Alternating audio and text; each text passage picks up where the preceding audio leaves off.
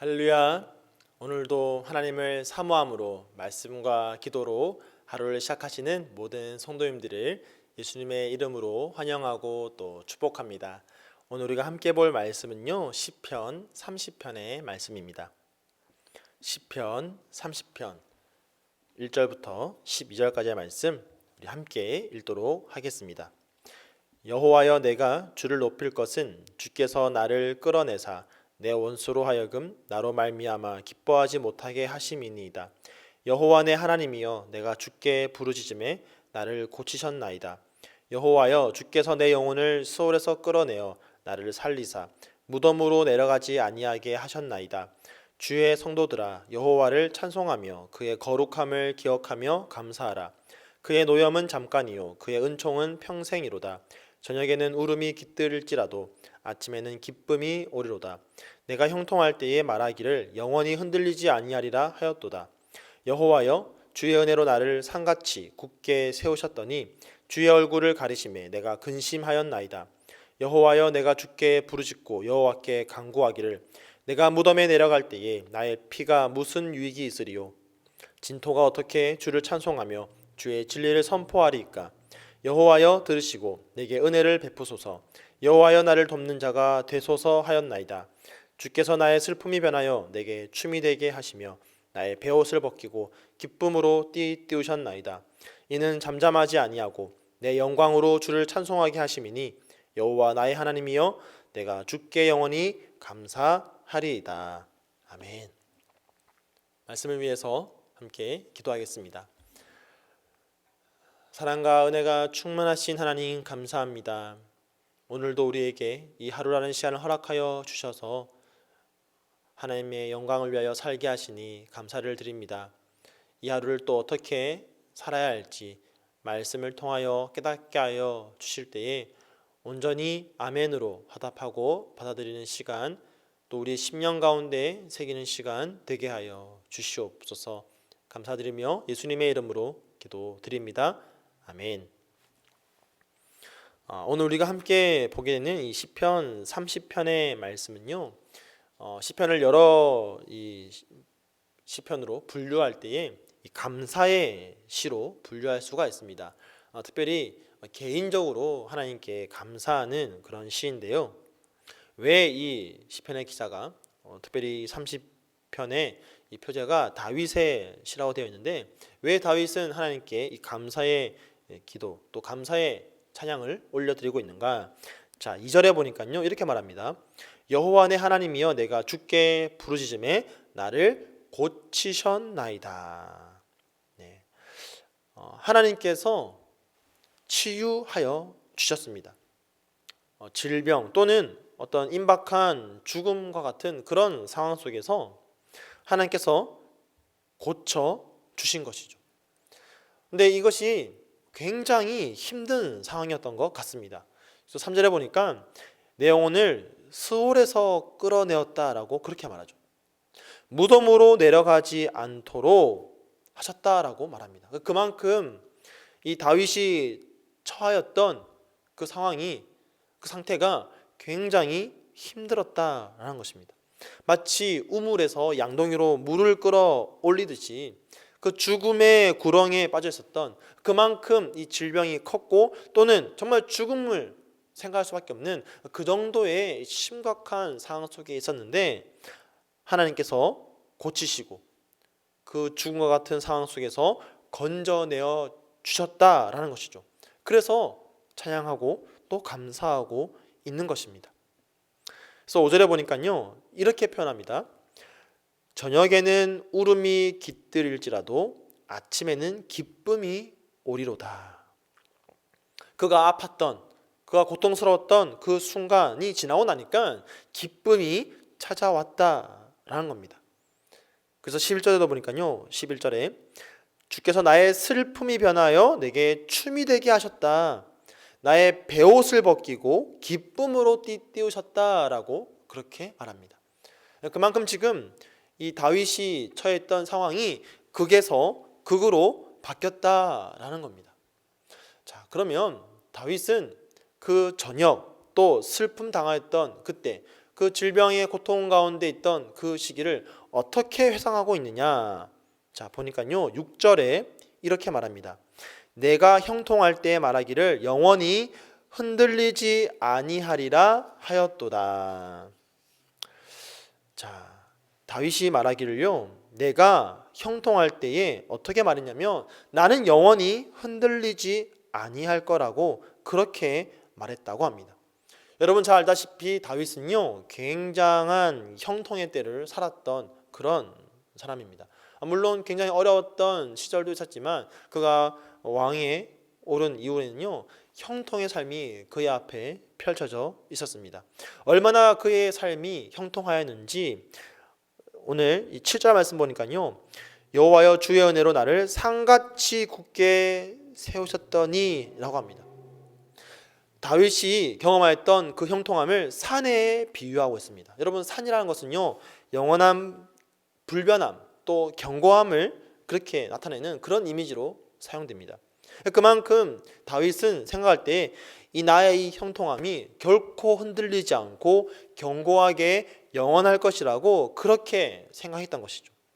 자, 그런데 다윗이 그렇게 생각했던 이유가 하나님의 도우심 또 하나님의 은혜를 확신해서 한 말이 아니라는 겁니다. 다윗은 그때를 돌아보면서 뭐라고 얘기하냐면 이 말이 자신의 교만함에서 나왔다라고 그렇게 말합니다. 나는 영원히 흔들리지 아니하리라는 이 말이 하나님의 은혜를 감사하면서 한 말이 아니라 자신을 과신해서 한 말이다라는 것이죠.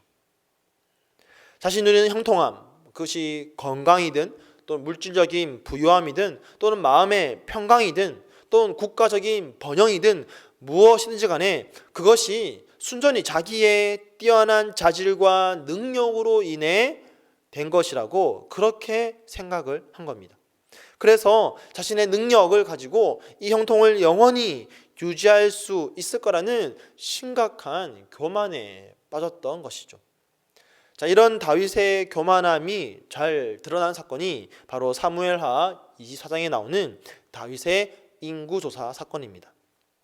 자, 그 사무엘하 24장을 보면요, 이 다윗이 하나님이 베풀어 주셨던 그 은혜를 망각하고 자기를 과신하면서 교만함에 빠집니다. 그래서 어떤 일을 하냐면 인구조사를 하죠. 자신의 그 왕권이 확립되고 또 주변의 적들과 싸울 때마다 승리하는 그 모든 일들, 이 일들이 계속해서 형통하게 이루어지자 요압을 시켜서 인구조사를 하게 합니다. 그래서 하나님이 아니라 자신이 보유하고 있는 그 군사력에 의지하여서 자신의 힘을 국내적으로 또 국외적으로 과시하려고 한 것이죠. 비록 다윗은요 순간에 이 잘못을 깨닫고는 회개합니다. 내가 정말 교만하였구나라는 것을 뉘우치고 회개하죠. 하지만 이미 인구조사는 이루어졌고 다윗은 정말 교만한 모습을 하나님 앞에 보이게 됩니다. 그래서 하나님이 다윗을 징계하시죠. 그래서 이스라엘 전역에 3일간 전염병이 돌게 됩니다. 수많은 사람들이 죽음을 당하게 됩니다. 그리고는 다윗은 철저하게 깨닫게 되는 것이죠. 물론 이 30편의 말씀이 그 사건과 긴밀한 관련이 있는지 없는지는 확실하게 성경을 통해서 나타나지 않지만 어쨌든 다윗의 인생 가운데도 자신의 형통 가운데에 그렇게 교만함을 나타낼 때가 있었다라는 것입니다. 그리고 그 교만함이 무너질 때에 처절하게 자신의 그 교만함을 깨닫고 그 모든 형통이 나로 인함이 아니라 바로 하나님의 은혜로 인함임을 깨닫게 되었다라고 그렇게 오늘 본문은 말하고 있는 겁니다. 그래서 다시 한번 7절 말씀 보면요, 여호와여 주의 은혜로 나를 산같이 세우셨더니 주의 얼굴을 가리심에 내가 근심하였다라고 합니다. 내가 정말 산과 같이 변함없으리라고 생각했던 그때가 있었는데 그 사실은 주의 은혜로 된 것이었는데 내가 주님 앞에 교만함을 보일 때에 하나님이 하나님의 얼굴을 가리시자 내가 근심하게 되었다. 큰 상심 가운데에 수월에 빠진 것 같은 그런 절망 가운데에 빠졌다라고 그렇게 말하는 것이죠. 사랑하는 성도 여러분, 다윗만 이렇습니까? 우리는 어떻습니까? 우리도요, 우리가 형통할 때는요, 그것이 너무나 큰 축복인데 그 형통의 복이 우리로 하여금 교만케 만들 때가 있다라는 것입니다. 하나님의 은혜로 형통의 삶을 살고 있는데 마치 그것이 내 능력으로 된 것 마냥 나의 지식, 나의 부, 또 나의 건강, 이런 것들이 지금 나를 형통으로, 평강으로 인도하고 있다고 그렇게 착각하면서 교만할 때가 있다라는 것이죠. 사랑하는 성도 여러분, 이 교만의 죄는요, 너무나도 우리를 유혹하기 쉬운 죄입니다. 오래전에 나온 이 고신대학교 교수님이신 신원하 교수님이 쓰신 책 죽음에 이르는 7가지 죄라는 책이 있는데요, 오랜 시간 동안 1500년 동안 이 기독교 역사에서 가장 큰 죄라고 여겨지는 그 7가지 죄에 대해서 쓴 책입니다. 그 중에 첫 번째가 뭐냐면 바로 교만입니다. 근데 이 교만이 얼마나 우리로 하여금 우리를 잘 유혹하는지, 그리고 이 교만으로부터 벗어나는 것이 얼마나 힘든지 단적으로 보여주는 예가 있는데요, 그것이 뭐냐면 우리가 겸손하기 위해서, 교만하지 않고 겸손하기 위해서 겸손해야지 하면서 겸손의 삶을 살아가다가도 마지막에 이르러서는 이렇게 생각한다는 것이죠. 아, 나 정말 겸손했다. 근데 그것마저도 우리의 교만이라는 겁니다. 그만큼 이 교만은요, 우리로 하여금 쉽게 넘어지게 만드는 죄라는 것이죠. 하지만 우리의 삶을 한번 돌아보면 우리는 결코 교만할 수가 없습니다. 우리는 전적으로 하나님의 은혜로 살아가고 있습니다. 우리의 모든 것이 다 하나님의 은혜죠. 그래서 우리는 형통이 축복이기도 하지만 이 형통의 때가 또 가장 위험한 때이기도 합니다. 우리가 어려움에 처할 때는요, 하나님을 의지하고 하나님을 붙잡지만 형통할 때는 스스로 교만해져서 기도도 잘 안 하고 말씀도 잘 보지 않고 하나님을 잘 의지하지 않게 되는 것이죠.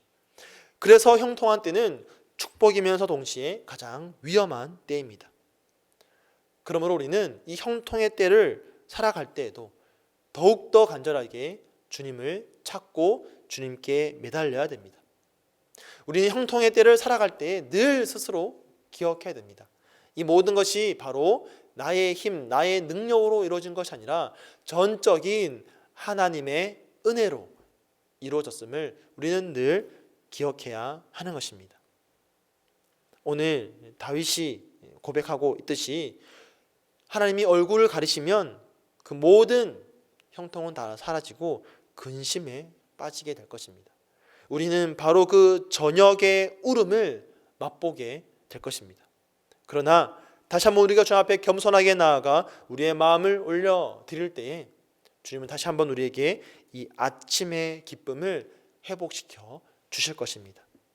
사랑하는 성도 여러분, 우리 모두가 형통의 때를 걸어가든 또는 광야의 길을 걸어가든 우리의 힘으로 이 길을 걸어가는 것도 아니고 또 우리의 힘으로 이 고난을 이겨낼 수 있는 것도 아니고 모든 것은 다 하나님의 은혜고 하나님의 주권 아래 달려 있다는 것을 늘 기억하므로 형통할 때에도 때로는 광야의 때에도 온전히 주님 한 분만 의지하고 붙들며 살아갈 수 있는 그런 저와 여러분 되기를 예수님의 이름으로 간절히 축원드립니다. 아멘. 함께 말씀을 기억하면서 기도하도록 하겠습니다. 하나님, 지금 나는 어떠한 시절을 살아가고 있습니까? 어떠한 시절을 보내고 있든지 간에 오직 주님만 의지하고 주님께만 내 삶을 전적으로 위탁할 수 있는 그런 삶이 되게 하여 주시옵소서. 주님, 그렇게 내가 주님만 의지하고 신뢰하겠습니다. 함께 기도하시고요. 오늘은 화요일입니다. 우리 교회에 있는 많은 환우분들, 또 특별히 장기 환우분들을 위해서 함께 기도해 주시고요. 또한 디모데 청년부를 위해서 함께 기도해 주시기를 바랍니다. 우리 시간 합심으로 함께 기도하겠습니다.